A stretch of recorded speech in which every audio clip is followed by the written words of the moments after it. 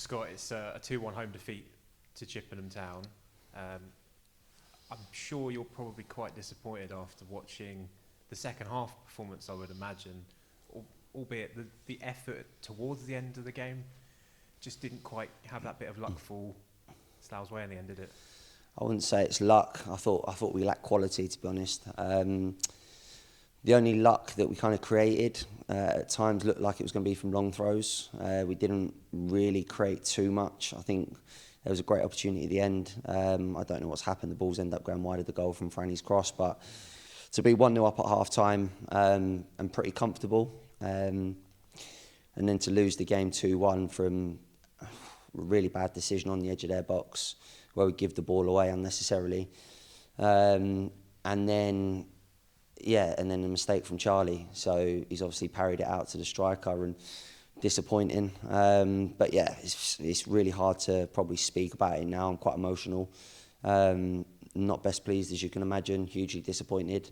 And it's a massive, massive loss. So it builds pressure. Some of the outside noise is that you're going to be all right, you're fine, you're okay. But sooner rather than later, you get dragged into a dogfight. And I don't know all of the results tonight. I know a couple of them, and they kind of went our way a little bit. But we don't want to rely on other teams. We want to rely on ourselves because we're in charge of our own destiny. And tonight, for 45 minutes, was very good.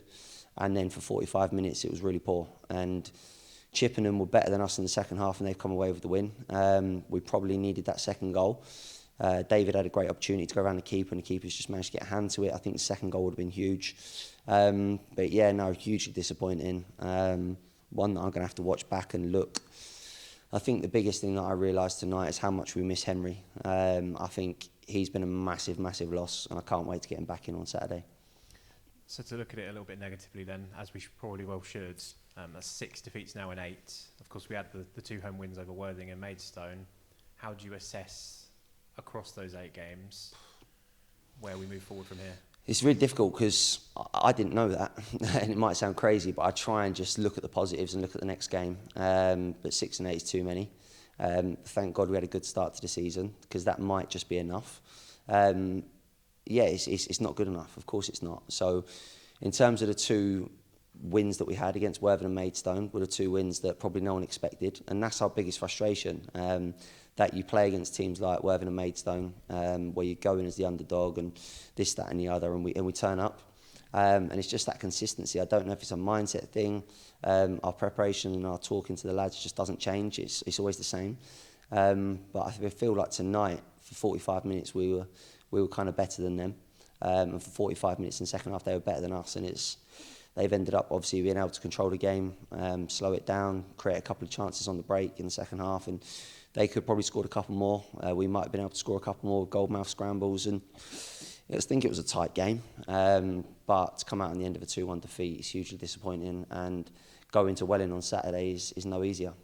Do you feel like there might be a little bit of fatigue setting into a few players? I know there is a few that may be carrying a knock or two, particularly obviously Lewis, who was in the side today after not being in the team on Saturday. Is that the case for a few players? Yeah, we pretty much begged Lewis to play tonight. So he said, I can give you sort of an hour as best as I can and kind of get through it.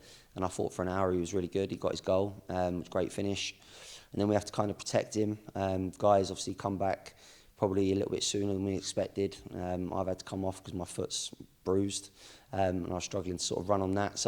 And I'd picked up a yellow card, so I can't really go and make another tackle. And it's difficult. We didn't want to have to change things. It's nice to have consistency and keep the sort of back line together and keep them on the pitch. But ultimately, I think it's cost us tonight. I wouldn't say fatigue setting in. We're a fit side, but the way in which we played for 45 minutes tonight, we spoke it about at half time. Can we go and sort of replicate that tempo for another 45 minutes? And it's really difficult to do. So we had to kind of change our mindset and change our ways.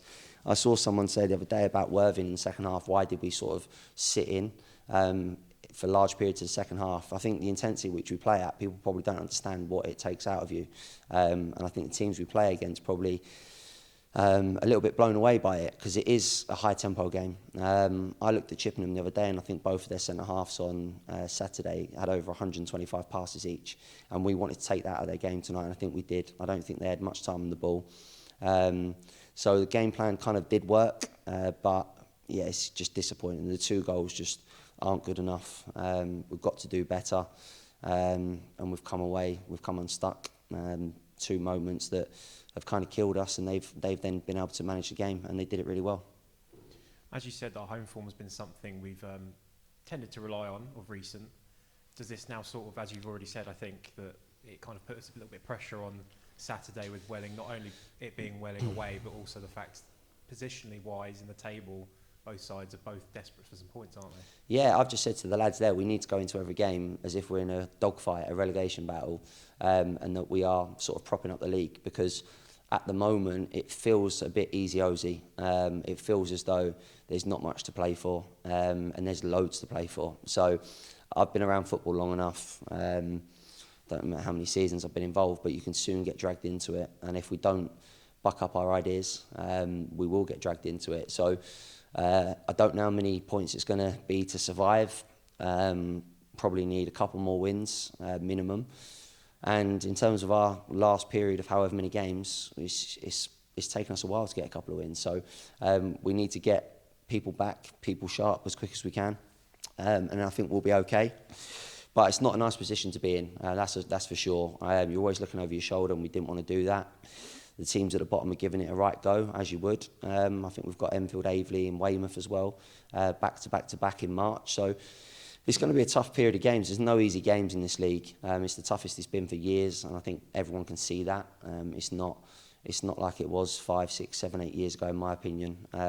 There's no walkovers, and I think the teams at the top are much better than they ever have been. So, and the teams that are going down are better than they ever have been as well. You can see the teams over the last couple of years, like Havant and Dartford, Dover. There's many to name. So it's tough, of course it is. Our aim at the beginning of the season was to try and aim high and try and get in the playoffs, because that's what you want to do. You don't want to just say, oh, we want to try and finish mid-table or finish 20th above the dotted line. But in terms of as a club and where we're at the moment, we've just got to survive. We've got to stay up. This town deserves a National League South side, and hopefully we can get enough points on the board to do that between now and the end of the season, because we are in a bit of a sticky situation at the moment. We are remaining positive, of course we are. I think it's a 10-point gap at the moment, but listen, we've got to play all those sides down there, and like I said earlier, if we don't back up our ideas, we could soon get into a dogfight, and we don't want to do that. Thanks for your thoughts this evening, Scott, and we'll see you on Saturday for a big game at Parkview Road against Welling. Cheers, Con, thank you.